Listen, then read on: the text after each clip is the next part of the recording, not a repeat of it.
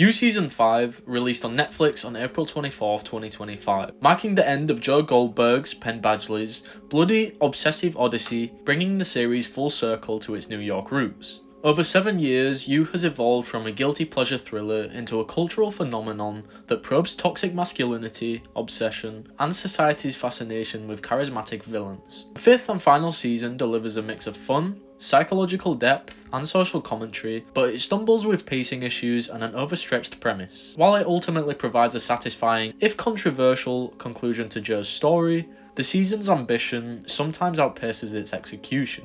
Season 5 picks up 3 years after the events of Season 4, with Joe returning to New York City as a reinvented man. No longer hiding under false identities, he's now the public-facing husband of a billionaire CEO Kate Lockwood, Charlotte Ritchie, living a luxury life with their son Henry, Frankie DeMaio. Thanks to Kate's wealth and influence, Joe's murderous past has been scrubbed clean, and he's dubbed Prince Charming by the media. He's back at Mooney's bookstore, the iconic setting of Season 1, but now as its owner, surrounded by Manhattan's elite and a new cast of characters who challenge his carefully constructed facade. The season introduces Bronte, Madeline Brewer, a playwright and aspiring writer who shares Joe's literary passions and becomes his latest obsession. Meanwhile, Kate's dysfunctional family, including her scheming twin half-sisters Regan and Maddie, both played by Anna Camp, stir corporate drama at Lockwood Corporation, threatening to expose secrets that could unravel Joe and Kate's perfect life. This setup promises a return to the show's roots, Joe's stalking,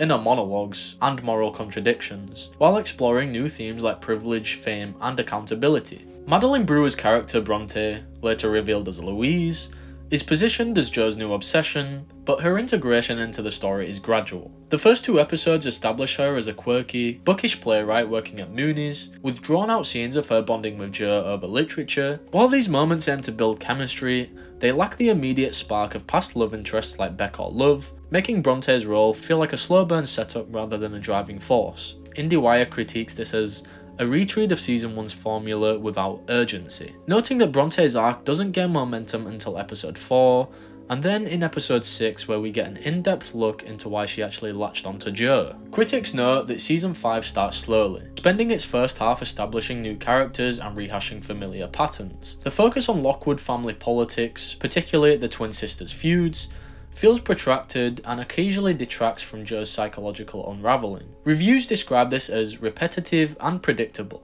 with some arguing the show leans too heavily on its established formula. Joe fixates on a new woman, justifies his actions through delusion, and spirals into violence. The introduction of Bronte, while initially compelling, risks feeling like a retread of past love interests like Guinevere Beck. Joe's inner monologues, a hallmark of the series, are abundant but often redundant in the early episodes, rehashing his struggle to suppress his dark urges. For example, in episode 2, Joe spends multiple scenes narrating his desire to be good for Kate and Henry, echoing similar monologues from seasons 3 and 4. Screen Rant points out that Joe's self-justifications feel like filler, as the show delays his descent into violence to emphasize his temporary stability. Similarly, Kate's arc in the first half revolves around her guilt over enabling Joe's crimes, revealed in season 4, and her efforts to maintain their perfect image. Her repetitive confrontations with Regan and Maddie, often involving cryptic warnings about family secrets, lack progression until episode 5, when a key revelation about Lockwood Corp's involvement in Joe's cover-up emerges. The Daily Beast notes that Kate's scenes feel like they're making time, with her emotional turmoil stretched thin across episodes without advancing the plot. The lack of immediate stakes exacerbates this issue. Unlike Season 3, where love's volatility created constant danger,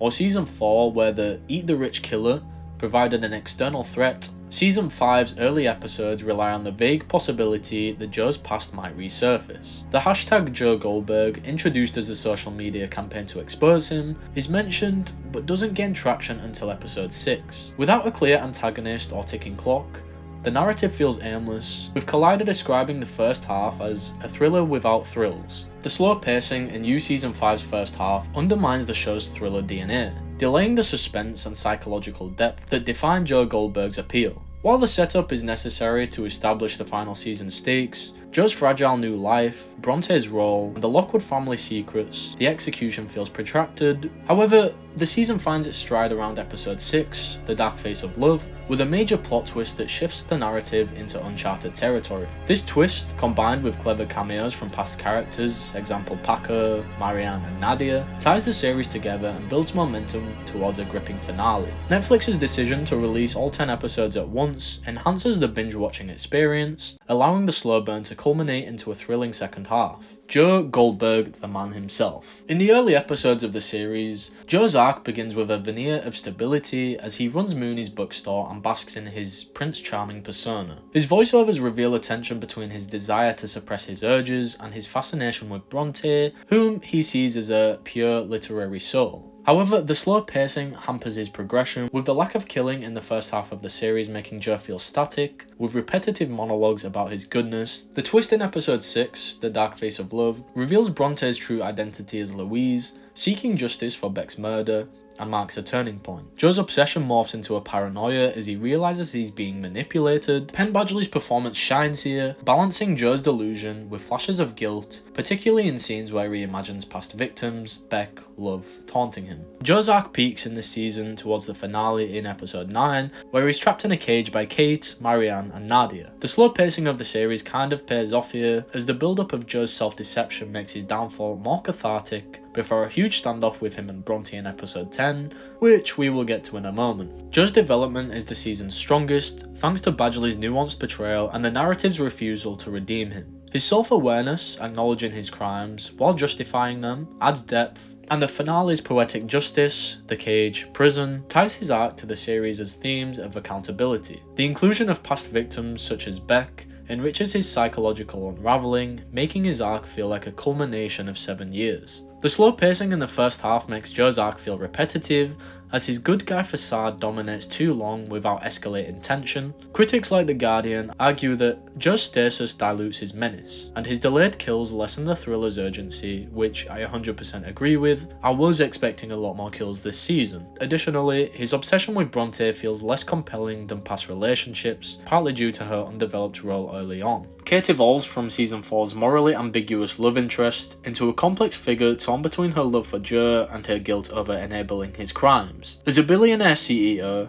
she wields power to protect Joe's secrets but grapples with her own complicity, especially as her family's dysfunction threatens their stability. Her arc explores whether she can break free from Joe's orbit and redefine herself, culminating in a redemptive transformation. Kate starts this series as Joe's devoted partner, using her wealth to erase his past. Her arc is defined by internal conflict. She loves Joe but fears his darkness. The slow pacing again hinders her growth, as her scenes with Regan and Maddie focus on corporate drama rather than her emotional journey. Kate's arc peaks in the finale, where she helps trap Joe in the cage, choosing justice over love, then escaping the Mooney's fire, somehow, still don't understand that, to reinvent herself and be a devoted mother to Henry, ensuring he doesn't become anything like Joe. The epilogue shows her as a philanthropist, raising Henry and funding Marianne's art, free from Joe's shadow.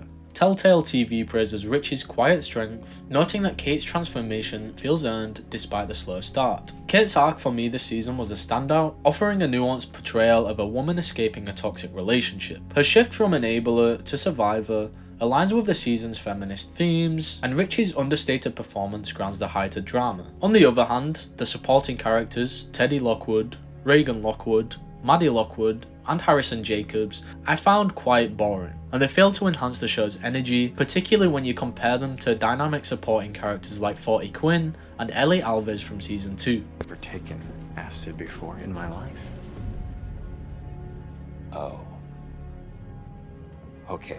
You're gonna be fine. Everything's gonna be fine. Forty and Ellie were standout figures who ignited You Season 2 with their compelling personalities, emotional stakes, and direct ties to the central narrative, significantly elevating the tension and emotional resonance of Joe Goldberg's story. In contrast, Teddy, Regan, Maddie, and Harrison feel very underwhelming, contributing to Season 5's pacing issues and lacking the spark that made Forty and Ellie memorable, and a huge factor in the enjoyment of the show. You Season 5 doubles down on its meta-commentary, interrogating why audiences root for a serial killer like Joe. The season explores themes of privilege, toxic masculinity, and the allure of dark romance narratives. Bronte's fascination with the genre sparks debates about whether Joe is a Byronic hero or a misogynistic predator, mirroring real-world discussions about problematic figures in media. The hashtag Joe Goldberg, used by characters to expose Joe's crimes, reflects modern cancel culture and the power of social media to hold abusers accountable. The season also critiques society's complicity in enabling men like Joe. His ability to thrive as a public figure,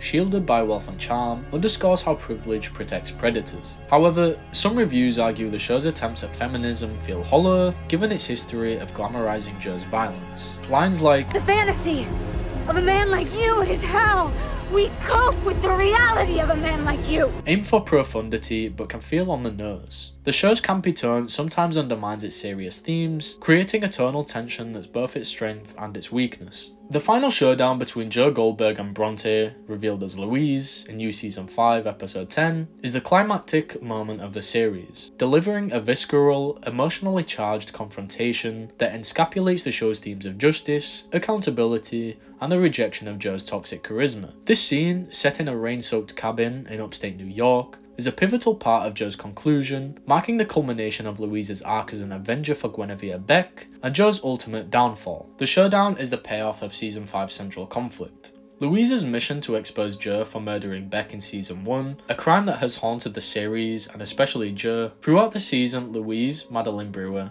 initially introduced as Bronte, manipulates Joe by posing as his latest obsession, a bookish playwright who mirrors Beck's intellectual allure. The slow pacing in the first half, as discussed previously, delays the reveal of her true identity until episode 6, where she's unmasked as Louise, a friend of Beck's seeking justice. The build-up to the showdown accelerates in the second half, particularly after episode 9, where Joe escapes a fire at Mooney's bookstore, set by Maddie Lockwood, which nearly kills him and Kate. Louise saves Joe from the blaze, not out of compassion, but to ensure he faces her justice. This sets the stage for their final confrontation. The slow pacing's impact is felt here, as the protracted setup makes the showdown's intensity feel like a long-awaited release, though some critics argue the delay diluted the stakes. The showdown unfolds in a dilapidated cabin in upstate New York, a stark contrast to the glossy Manhattan settings of earlier episodes. The setting is deliberately claustrophobic and primal, with pouring rain, flickering lights, and a muddy forest exterior amplifying the tension. Louise lures Joe into bed to make love, only to pull a gun on him a few moments later, in which then they have a standoff where she points a gun at him while he is knelt on the floor, demanding he tell her how he killed Beck. Joe's response is, "You don't want to know." We then see Joe try to use his usual manipulation tactics, stating to Bronte, "No one will ever love you the way I do,"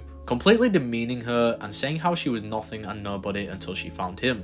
Joe gets a call from his old ally, Will Bettelheim from Season 2, who links him to Henry, where Joe can speak to his son one last time. However, the tables have turned. Henry knows Joe tried to kill Kate, who Henry refers to as his mum, and says something that hurts Joe more than anything ever has. "Do you remember when you used to tell me there were no monsters in my room? Yeah. Yeah, of course. You lied. What are you saying? It was you. You're the monster." Pretty brutal, but much deserved. But even then, Joe still plays the victim and can't understand that this is all a result of his own actions. This quickly turns into a brawl with Bronte as Joe is enraged, which then turns into a 10-minute chase around some rainy, dark woods. Joe chases Bronte, tackles her, and says, "You want to know how I killed Beck? I'll show you." then drowns her after this, making him completely irredeemable and showing the monster that he really is. Joe tries to escape, even killing a police officer, which I don't think we've seen him do before, only to be confronted by Bronte again, who miraculously survived. Her and Kate surviving what they did I thought was pretty dumb, but yeah. Who then shoots his man bits off before he gets arrested and embarrassed in front of the whole world as that video clip went viral. And finally, Joe Goldberg sees justice. The final showdown between Joe and Louise in You Season 5 is a tour de force of tension, emotion, and thematic clarity, delivering the justice fans sought while challenging their fascination with Joe. The setting, dialogue, and symbolic genital shot create a memorable climax that ties the series together, resolving Beck's murder and cementing Joe's defeat. In the end, we see Joe Goldberg in a cell, reading a book and some fan mail, stating how awful the loneliness is, which is only deserved really due to his actions. There is no bigger pain to a man than to endure all of his sins, that of which Joe is made to do. He will never hold himself accountable for any of his actions. And no matter how much you're a fan of Joe Goldberg, him rotting in a cell for the rest of his life is the only fitting ending. Thank you for watching this video. If you enjoyed, please leave a like, subscribe if you are new, and let me know in the comments what you thought about the finale, and if you thought jail was a fitting ending for Joe Goldberg.